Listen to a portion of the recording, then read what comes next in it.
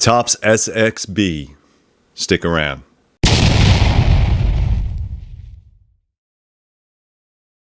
If you have been watching the channel, you know that I had some time out in the field.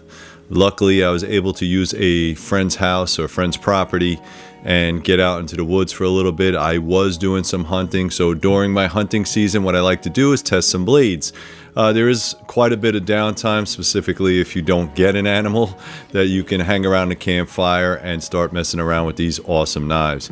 Now, I have been a huge fan of Tops knives for some time. You guys know that I do a lot of hunting and a lot of field work. I am not a bushcrafter. If I need to use something like this, it's probably in a dire situation. So I want to be completely honest with you.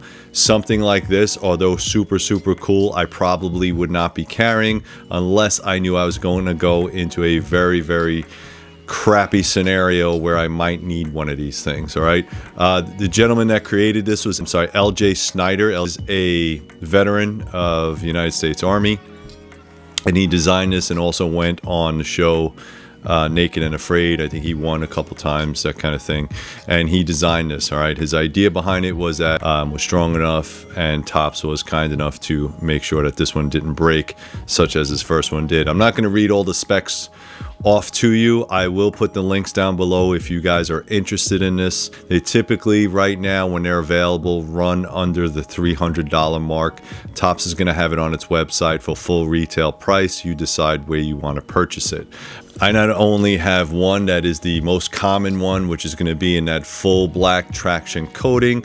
I also have the one in camo.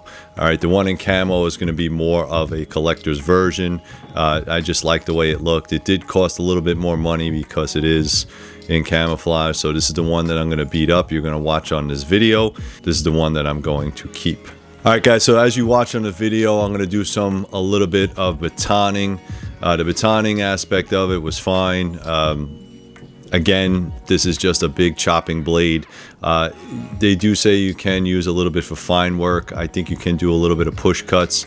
So while I was chopping, I did baton quite a bit, and you'll see that I fought with a pretty big log. It had a bunch of knots, and I was twisting it around, beating it up, trying to get this thing out of it.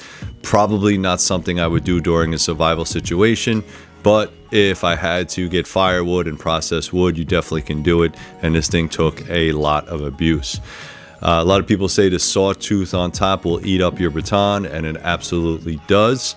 But again, as you see on the video, I was beating the hell out of it. All right. It does have this little hook right here, which I thought was kind of neat. And that was supposed to help you do some drag cuts. You could also use this as a plane or a draw knife. So you can use this as a draw knife, and you can get some wood or tinder that way. All right.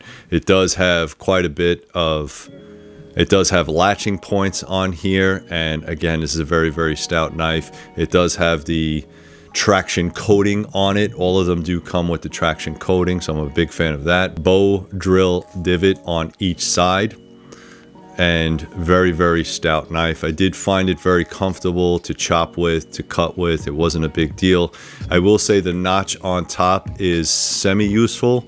Again, I'm not out there doing bushcraft class. I'm not doing that.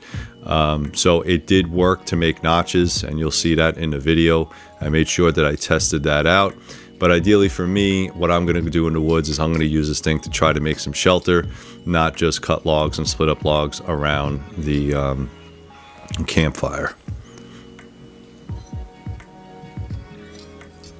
All right, let's talk a little bit about the sheath. The sheath itself is that ballistic nylon.